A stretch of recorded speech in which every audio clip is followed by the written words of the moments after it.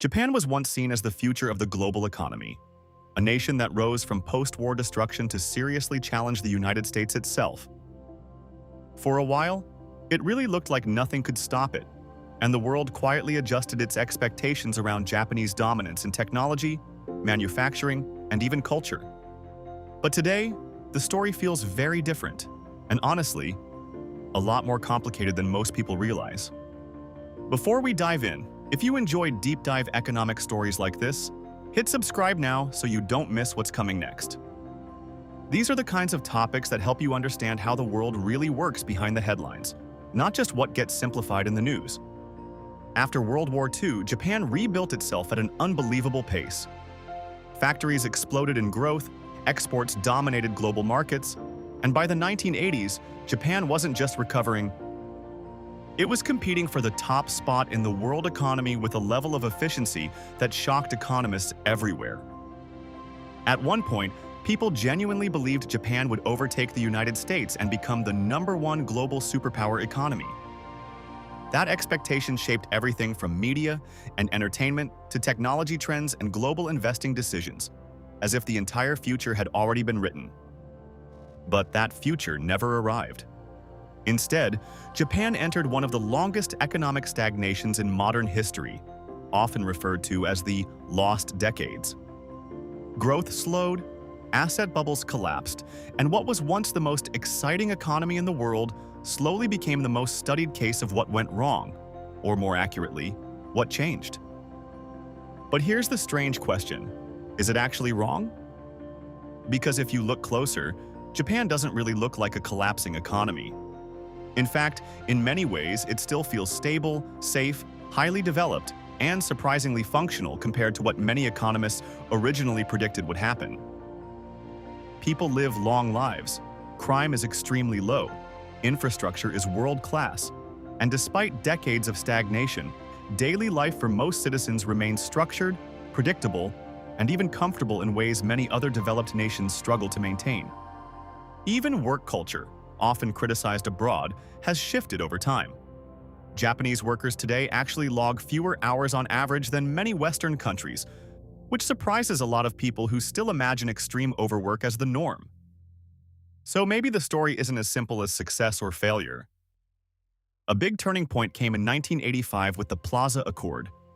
Major global powers agreed to adjust currency values, and Japan's yen strengthened significantly, reshaping the entire foundation of its export-driven economy. On paper, it sounded fair and coordinated. In reality, it changed everything. A stronger yen made Japanese exports more expensive, reducing global competitiveness almost overnight.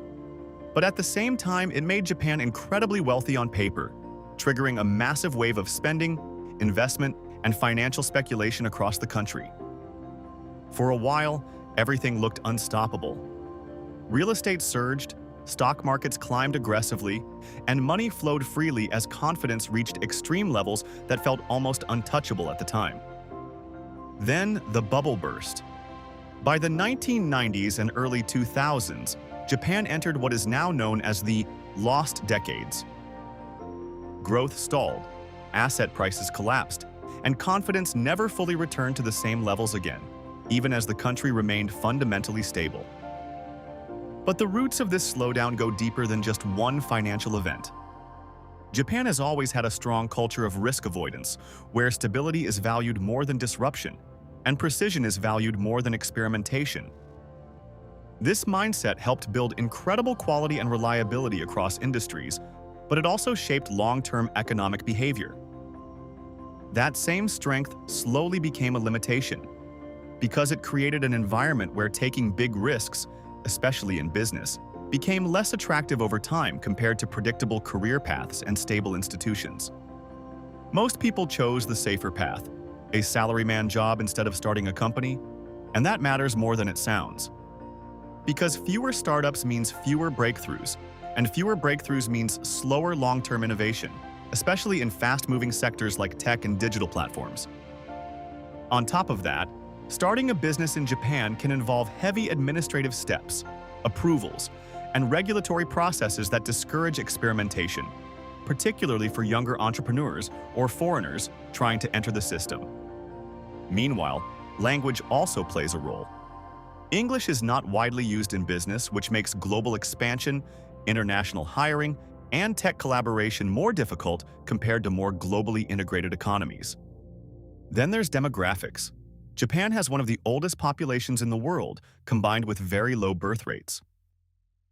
That means fewer young workers entering the system and more pressure on pensions, healthcare, and long-term social support structures. Yet surprisingly, education remains strong. Japan consistently performs well in global academic rankings and continues to invest heavily in schools and universities, maintaining a highly skilled workforce even as it shrinks. Safety is another major strength. Crime rates remain extremely low, and public infrastructure is highly reliable, making Japan feel like one of the most orderly societies in the world even decades into stagnation. Housing is another unusual case. In many developed countries, homes are treated as investment assets that must constantly rise in value. In Japan, they are often seen more like consumable goods that naturally depreciate over time. This keeps housing prices relatively stable in many areas, which actually makes living costs more predictable compared to cities where property speculation drives everything upward. There is also a unique inheritance tax system that redistributes wealth passed between generations. Depending on the amount, taxes can be significant, which helps prevent extreme concentration of wealth over time and keeps some level of mobility in the system. But immigration remains limited compared to many other developed nations. Cultural cohesion and historical experience have made Japan more cautious about large-scale population inflows, especially when it comes to preserving social structure and identity. And that brings us back to the core question: can an economy remain stagnant forever without breaking? Japan shows something unusual. Despite decades of low growth, it has not collapsed. It has not experienced mass unemployment or social breakdown on the scale many economists once predicted during its slowdown. Instead, it adapted. Companies often prioritize job retention over layoffs, and many workers remain employed even in low-growth environments. That stability reduces social shocks, even if it can create inefficiencies and slow internal change. But there is a trade-off. Productivity can suffer when too many resources are maintained in outdated systems instead of being redirected into new industries, new technologies, or more efficient structures. Debt has also quietly accumulated over time. The government has relied on borrowing to maintain stability, creating one of the highest public debt levels in the developed world. So far, this has been manageable due to extremely low interest rates and strong domestic ownership of debt. But as rates begin to shift even slightly, the long-term picture becomes more complex and uncertain. Globally, Japan's relative position has also changed. As other economies grow faster, Japan's share of global influence slowly shrinks, even if living standards remain high and stable. In per capita terms, Japan was once far ahead of many countries. Today, it is no longer the dominant productivity leader it once was, even though it still remains a highly advanced economy. So what does this all mean? Maybe stagnation is not an immediate collapse. Maybe it is something slower, quieter, and harder to notice, more like drifting than falling. And maybe Japan is not a warning of failure, but a preview of what aging developed economies could look like in the future if growth naturally slows across the board. Because many countries are heading in the same direction: aging populations, slower growth, and rising pressure on systems that were originally built for expansion.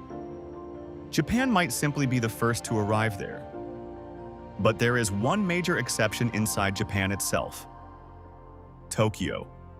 A city that still feels like a hyper-modern economic engine running at a completely different speed from the rest of the country, almost like a separate world operating inside the same nation. And that contrast raises one final thought. Is Japan stuck in stagnation? Or has it quietly found a different kind of stability that the rest of the world hasn't fully understood yet? Before you go, if you found this breakdown useful, make sure you subscribe so you don't miss the next one. And finally, if you want to go deeper or explore tools, reports, or resources mentioned in this topic, check the description below for links you can explore.